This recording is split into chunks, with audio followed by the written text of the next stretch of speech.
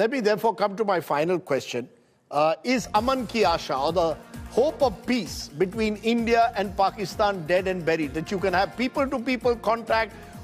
Already we are seeing water as a weapon, India holding the Indus Water Treaty in abeyance, a growing sense of isolation that the two countries' peoples have with each other. Is the idea of Aman Ki Asha dead and buried? Beena Sarwar, as someone who was part of the original idea of Aman Ki Asha, is it dead and buried? Is it impossible now for people-to-people contact in an atmosphere, as I said, of seeming perpetual conflict? Thank you, Rajdeep. Aman Ki Asha, which means hope for peace, will never be dead because people will always hope and work for peace. And about Kashmir, I will say that the original formulation at the first convention of the Pakistan-India People's Forum for Peace and Democracy more than 30 years ago in Delhi, which I was part of as a very young journalist, was that Kashmir should not be seen as a real estate dispute between India and Pakistan, but as a matter of the lives and aspirations of the Kashmiri people, whose views should be taken into account in any discussions on the matter. That's one thing. Secondly, I want to say that there has been a lot of activism on the in both sides, India, Pakistan, and in the diaspora, and non-Indians and Pakistanis. And you know this, we've been the peace appeal that we put out got more than 5,000 signatures in like 48 hours, and that goes against this whole warmongering that we are seeing. So we are peace-mongering, and this idea will then we're not allowed to meet. We can only meet in a third country. Rajdeep, we just met a couple of weeks ago, just a few days before this horrible thing happened in Pahalgam, here in Cambridge, Massachusetts. I don't get a visa to India. You don't get a visa to Pakistan. We don't get visas to visit each other in our countries. I want to highlight a really important thing that some of the speakers earlier said, that unless India and Pakistan have a dialogue, this kind of thing will keep happening. They have to have a dialogue. Dialogue must be uninterrupted and uninterruptible. If India and China can keep talking and trading despite all their tensions, why can't India and Pakistan continue dialogue? And I think you make a good point. Quickly to finish, just to say that I think that the issue goes very deep.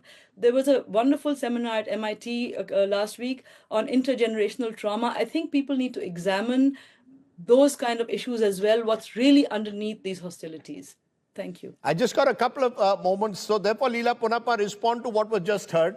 If India and China can have an uninterrupted and uninterruptible dialogue, despite our conflicts at the border, why can't we do it with Pakistan? If you don't have dialogue, then you will be in a state of perpetual conflict. Then there is no question of Aman Ki Asha. Your quick response, ma'am. As a matter of fact, there was an interruption in the dialogue with China, if you remember, after Galwan. So there are times when India does take a stand. Talking about Aman Ki Asha, I was the desk officer for Pakistan when diplomatic relations were resumed after the war for Bangladesh in 1971. And it was called the Simla process. And if anybody takes the trouble to read the Simla agreement and how it progressed, it was calibrated, it was gradual. It led to the resumption of diplomatic relations. When our missions opened up, two convoys of trucks carried supplies to set up the missions. That was possible. At one point, when SAARC had started functioning, Lata Mangeshkar appeared on Pak TV channels, even though she was never allowed to visit Pakistan because she would have taken the place by storm. So yes, Aman Ki Asha is very possible, except that when the structure of the Pakistan state, driven as it is by the military, chooses to adopt a certain position, which the people of Pakistan have not yet opposed. And in fact, this is where it comes down to the people of Pakistan. When the Indus Water Treaty was put in abeyance, who does it affect? It affects the farmers.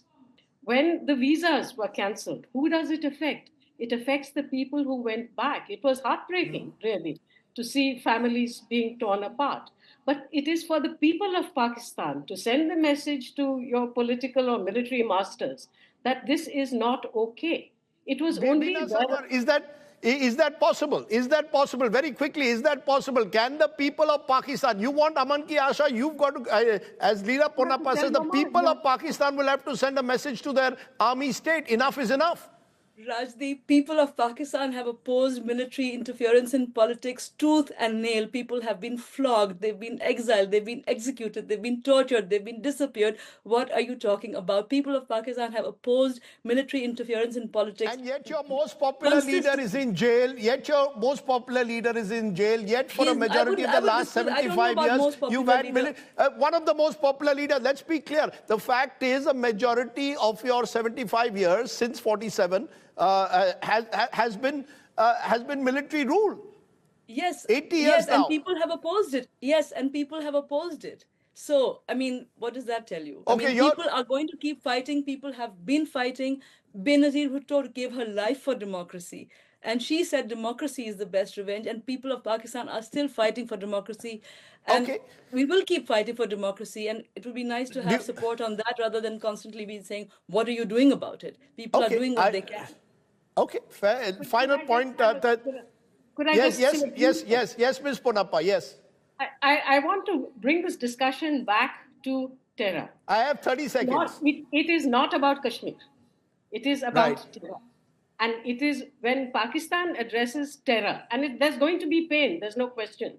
India has had pain, Pakistan has had pain. But this is a problem that Pakistan needs to solve for itself. And if it does not do that, and if it inflicts the effects on others, primarily India shall respond. This is the new normal, as we have been told. Okay, let me leave it there. I've completely run out of time. I appreciate all my guests joining us. As you saw in that last interaction, these are intractable problems. Can they be resolved through military action? We don't know. But can they be resolved through only a peace dividend? Through Aman Ki Asha? That's also uncertain. And therefore, the hope is that somewhere imaginative solutions will be found in the future that will ensure that the subcontinent has a peaceful and stable future. It's in the interest of India, which is the larger country and has much more to lose because we are a high-growth country. It's also in the interest of Pakistan, a country which has gone on more than 24 occasions to the IMF seeking bailout and is, in a way, finding turbulence from within. Either way, we can only hope and pray for more peaceful times.